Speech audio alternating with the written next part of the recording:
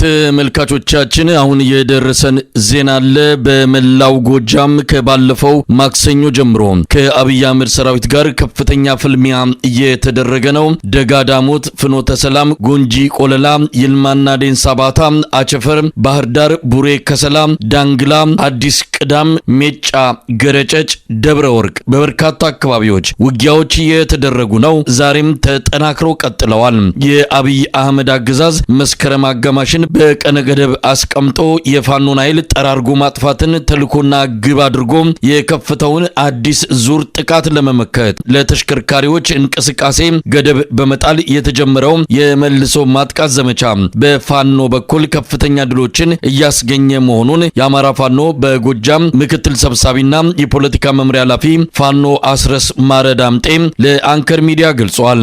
ህዝቡ የተላለፈውን ጥሪ ተቀብሎ ተግባራዊ አድርጓል። የትራንስፖርት እንቅስቃሴው በፋኖ ፈቃድ ላይ የተመሰረተ መሆኑ እየተነገረ ነው። የክልሉ ምስለኔ አስተዳደር ኃላፊ አረጋ ከበደ መንገድ በመዘጋቱና የደህንነት ስጋት እየጨመረ በመምጣቱ ከባህር ዳር ጎንደር በአውሮፕላን ለመጓዝ መገደዱ ታውቋል። ባህር ዳር ተከታታይ የቦምብ ጥቃት እየተፈጸመባት ነው። ዛሬም በአገዛዙ ሰራዊት ላይ ያነጣጠረ የቦምብ ጥቃት መፈጸሙን ያገኘነው መረጃ ያመለክታል። የአገዛዙ ሰራዊት የደረሰበትን ሽንፈት ለመበቀል ሰላማዊ ዜጎች ላይ የሚፈጽመው የጭካኔ ተግባር መቀጠሉን የገለጸው ፋኖ አስረስ አማረ ዳምጤ ህዝቡ ለማይቀረው ድል ከጎናችን ሆኖ እንዲታገል ጥሪ እናደርጋለን ብሏል።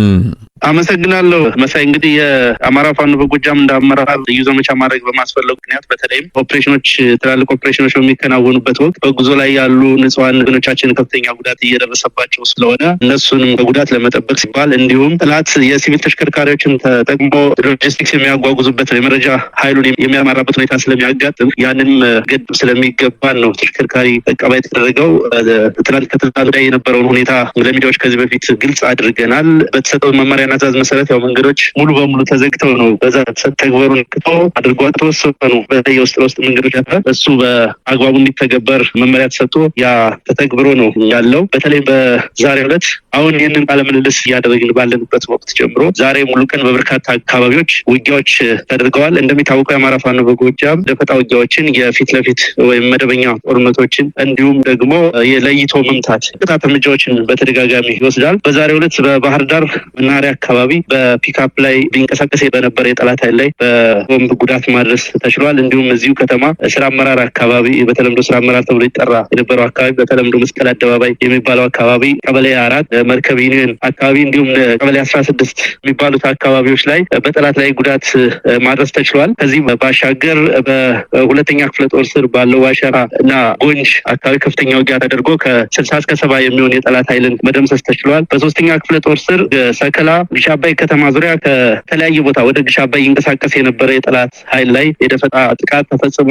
አዴት ዙሪያ ዴንሳ ባታ እና መስታወት የሚባሉ አካባቢዎች አሳምነው ጽጌ ብርጌድ ሰራዊት የአማራ ፋኖ በጎጃም አሳምነው ጽጌ ብርጌድ ሰራዊት አባላት ከፍተኛ ጉዳት አድርሰዋል በጠላት ላይ። አሁን ይህንን ንግግር በምናደርግበት ሰዓት ዳንግላ ከተማ በአራቱም አቅጣጫ የአማራ ፋኖ በጎጃም የሰራዊት አባላት ዳንግላ ከተማ የሚገኙ የጠላት ኃይል ላይ ከፍተኛ ውጊያ በማድረግ ላይ ናቸው። ከዚህ ባሻገር በአንደኛ ክፍለ ጦር ስር ደቡብ ሜጫ ገርጨጭ አካባቢ ከጠዋቱ ጀምሮ እስካሁን ሰዓት ድረስ ውጊያ በመደረግ ላይ ነው የሚገኘው። ገርጨጭ ከተማ ለመያዝ የተንቀሳቀሰው የጠላት ኃይል መጀመሪያ ይዞት የመጣው ኃይል ሙሉ በሙሉ ሙትና ቁስለኛ ሆኖበት ሌላ ተቀያሪ ኃይል ይዞ መጥቶ አሁን በዚህ ሰዓትም ከፍተኛ ውጊያ እየተደረገ ነው የሚገኘው። በስድስተኛ ክፍለ ጦር ስር ያለው አማኑኤል ከተማ ዙሪያ እንዲሁ ከፍተኛ ትንቅንቅ በማድረግ ላይ ነው የሚገኘው የወገን ኃይል። በሌላ በኩል ባህር ዳር ከተማ ዙሪያው ልደታ ቀበሌ 14 ልደታ ቤተክርስቲያን፣ አባይ ማዶ ገብርኤል ቤተክርስቲያን አካባቢ ከከተማዋ ጫፍና ጫፍ ያሉ በርካታ ቤተክርስቲያናት ዙሪያ ጠላት ትላልቅ ምሽጎችን እየቆፈረ ነው የሚገኘው። በከፍተኛ ሽብር ውስጥ ነው ያለው ጠላት። ልደታ ተራራ፣ ድዶ አካባቢ፣ ሳሊዋርካ አካባቢ፣ አቢነጭ ተራራ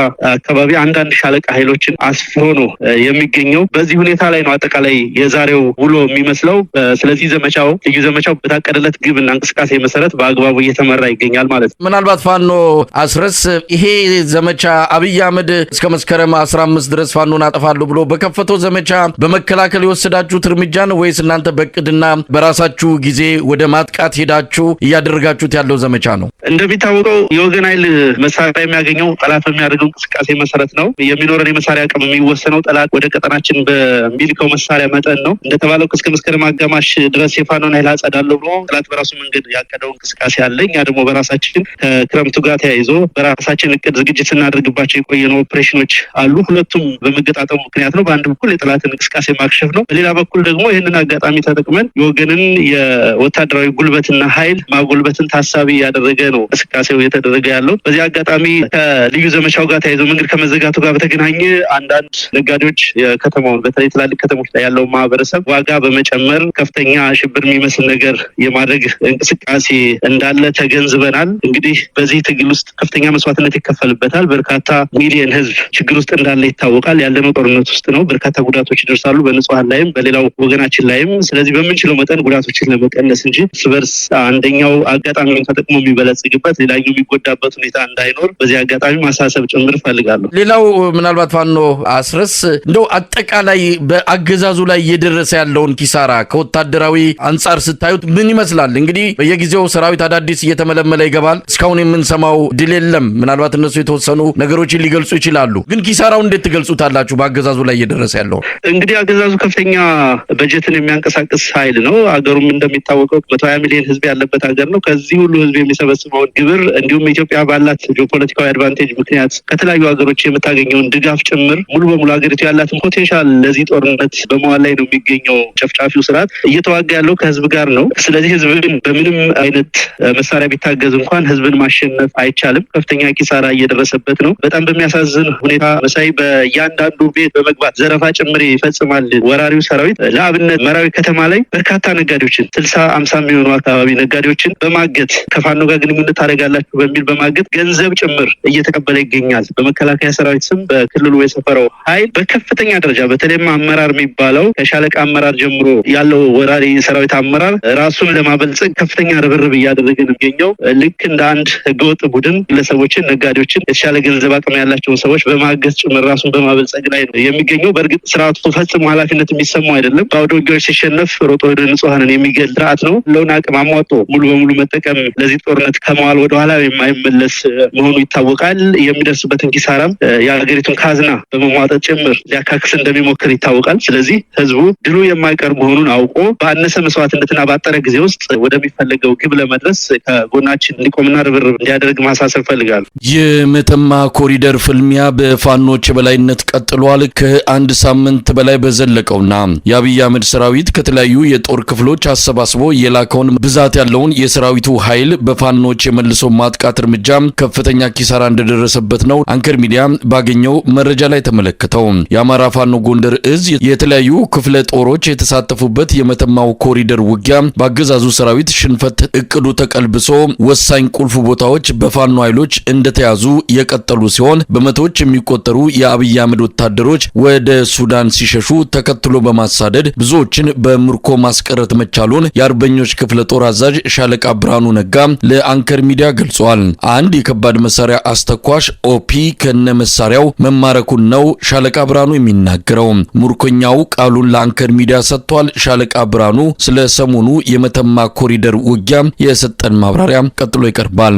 እሺ፣ አመሰግናለሁ መሳይ። እንግዲህ አጠቃላይ በዚህ በምዕራቡ ቀጠና አጠቃላይ ከመተማ ቋራ እስከ ሁመራ አቅጣጫ እጅግ በጣም የገዳዩ የብልጽግና መራሹ ስርዓት ያው የሞሸረት ትግል እያደረገ ንጹሃኖችን እየጨፈጨፈ አጠቃላይ ያለውን ሎድ ወደዚህ ቀጠና በማድረግ ሴቶችን እየደፈረ ንብረት እያወደመ ይገኛል።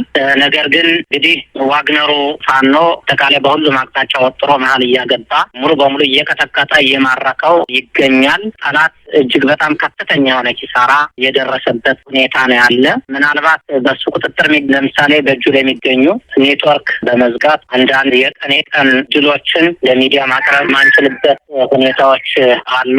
ነገር ግን በየቀኑ እጅግ በጣም ብዙ ድሎች አሉ። ለምሳሌ በቅርቡ እንኳ በመተማ ወረዳ ወይም በምዕራብ ጎንደር ዞን ቁጥር 1 ንጹሃኖችን የጨፈጨፈ ሲያስጨፈጭፍም የቆየ ጄኔራል መድፎችን ሲያስተኩስ የቆየ የመራም የመጣ ባንዳ በስር ቁጥጥር በዛሬው ዕለት በሱዳን ሲያቆበልል ያው በእኛ ኃይል በአርበኞች ክፍለ ጦር ገበያው ነው ብርጌድ ሎጂስቲክ ኃላፊ ደሴ ባዘዘው የሚባል ጀግና ጠረፉን ወጥሮ ስለነበር ያው በተኩስ ልውውጥ በስር ቁጥጥር አውሏል። እስከ ማቴሪያሉ ጂፒኤሱም አጠቃላይ መገናኛ ሬዲዮ እና ሌሎችም ማቴሪያሎችን ይዘናል። ይሄ የነብሰ ገዳይ ቡድን ወይም ስራ አስፈጻሚም በእጃችን ቁጥጥር ነው የሚገኘው። አሁንም አጠቃላይ ንጹሃኑን ከመጨፍጨፍ ሴት ከመድፈር ያልታቀበው መራሹ የብልጽግና የአሻንጉሊት ስብስብ ከህዝብ ተነጥሎ እንደ ሽፍታ ጎራ ለጎራ እየተንከራተተ ያለበት ሁኔታ ነው ያለው። እኛም ህዝባችን ይዘን እስከ መጨረሻው እየተከታተልን እየቀጠቀጥነው ነው የምንገኘው። መሳይ ሻለቃ ብርሃኑ፣ እንደው ከቦታ አንጻር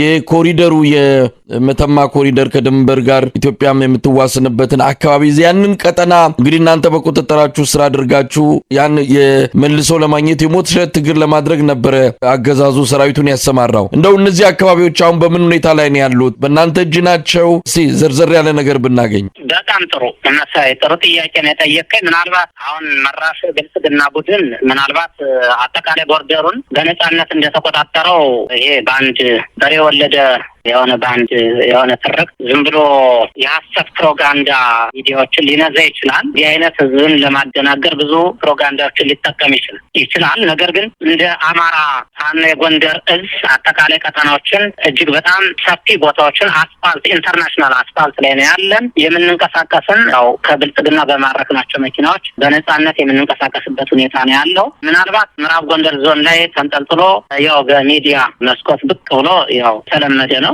የኖሩበት የተካኑበት ስለሆነ ይህን ቀጠና ነጻ ወጥተናል ሊል ይችላል። ነገር ግን አይደለም። በእርግጥ እጅግ በጣም በተለያየ ቦታ የሞሸረት ትግል አድርጎ ይህን ኮሪደር ፋኖ ነጻ አድርጎ እሱ ለመቆጣጠር የሞሸረት ትግል አድርጓን በሁሉም ቀጠና፣ ነገር ግን እጅግ በጣም መሀል እየገባ ያለቀበት የተማረከበት በአሁንም እንዲህ አይነት የደህንነት መረብ የስርዓቱ የጀርባ አጥንት የሆነውን ባንዳም ወደ ሱዳን እየኮበለለ በሰራተኛ በተለያየ መልክ የሚንቀሳቀሰውን የገዳይ ቡድንም በእጃችን ይዘን እያቀረብን ነው። እነሱም ይህን ሀቅ ያውቃሉ። በተግባርም እኛ እያቀረብን ታሪካዊ ስራችን እያስመሰከርን ነው የምንገኘውና ቀጠናው አጠቃላይ በእኛ ቁጥጥር ነው የሚገኘው። ጊዜያዊ አስተዳደሮችን እየመሰረትን ህዝባዊ አደረጃጀቶችን እየመሰረትን እየሄድን ያለ ነው። ህዝቡም በእኛ ሙሉ በሙሉ አምኖ ህዝባዊ አደረጃጀቶችን ህዝቡን ባለቤቱ ነው ራሱን የሚያስተዳድርበትን መንገድ እያመቻቸና እየሰራ ነው የሚገኘው። ሻለቃ ብርሃኑ፣ ያ አካባቢን መቆጣጠር ትልቅ ትርጉም አለው። በተለይ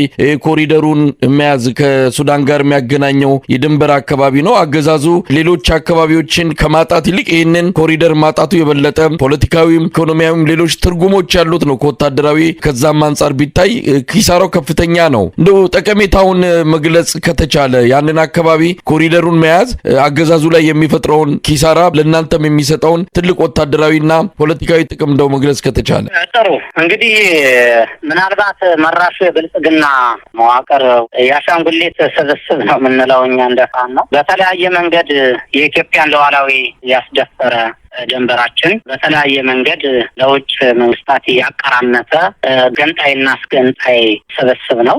ነገር ግን ከተለያዩ ጎረቤት ሀገሮች ጋር ራሱን የቻለ የዲፕሎማሲ አንዳንድ ተተኳሾችን የምናገኝበት በሰለጠነ መንገድ በሲቪላይዜሽን ቁጭ ብለን በዲፕሎማሲ ተነጋግረን የድንበሩን ጉዳይ መርት የምናስዝበትን መንገድም ከጎረቤት ሀገሮች ጋር በሰፊው እጃችን በረዥሙ ዘርግተን እየተገናኘን እየተናበብን ነው። እነዚህ ጎረቤት አጋር ድርጅቶችም አስፈላጊ ማቴሪያል ከኛ ጋር እየተነጋገርን እያገኘንም ነው። ስለዚህ አሁን 4 ኪሎን መያዙ ጠላት ወይም ብልጽግና ይህን ቦርደር ይዞ እኛ 4 ኪሎ ብንገባም ውጤት እንደሌለው ያው ግልጽ ነው። ነገር ግን አጠቃላይ የትኛውም አቅጣጫ ያለው የክፍለ ጦርና የእዝ እንትኖች አራቱም ክፍለ ሀገራት ወደዚህ ቀጠና እየተመሙ መጥተው ኃይላችን በደንብ ዲፕሎማሲያችን ከጎረቤት ሀገሮች ጋር በደንብ አድርገን ሰርተን ወደ መሀል ሀገር ለመገስገስ ምናልባት ያው የሰዓት ጉዳይ ይሆናል። ምክንያቱም አንደኛ ቦርደር ወደብ ያስፈልጋል። ድሮም አባቶቻችን አምባገነን ወይም አልገዛም ባይነን ብለው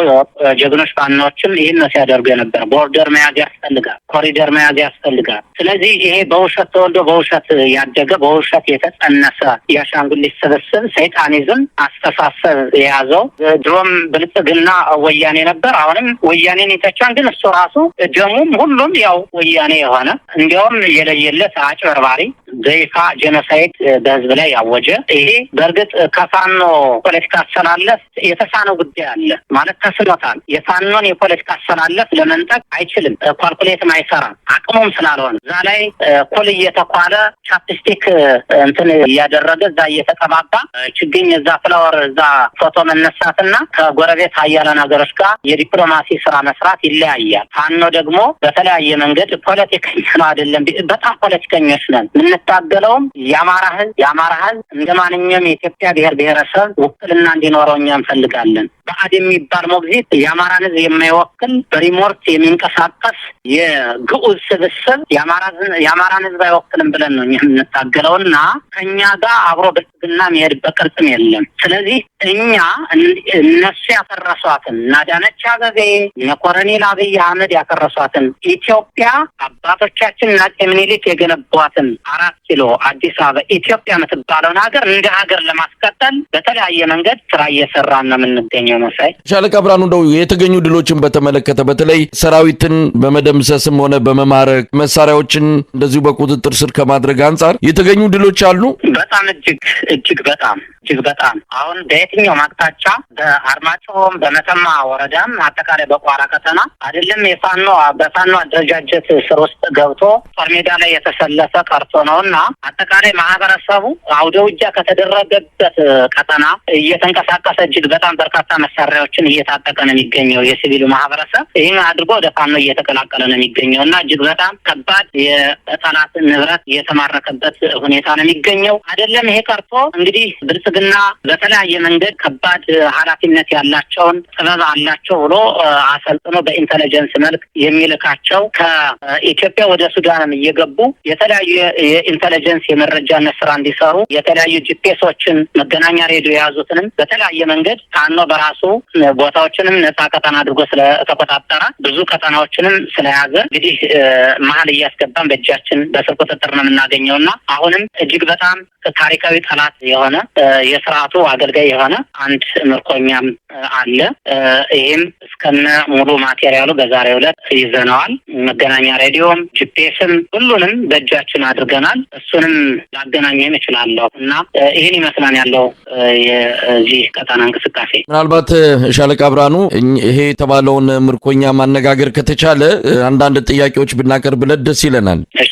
መሰረታዊ ወታደር ተመስገን የዋላሸት ፈንቴ ይባላል። አመሰግናለሁ። እስቲ ምንድነው የነበረውን ሁኔታ እንዴት እንደተማረክ ባጭሩ ብትነግረን። እሺ። እኔ ያው ኦፒ ነኝ። ጀነራል መርፎችን ሞርተሮችን 120ዎችን አስተኩሳለሁ።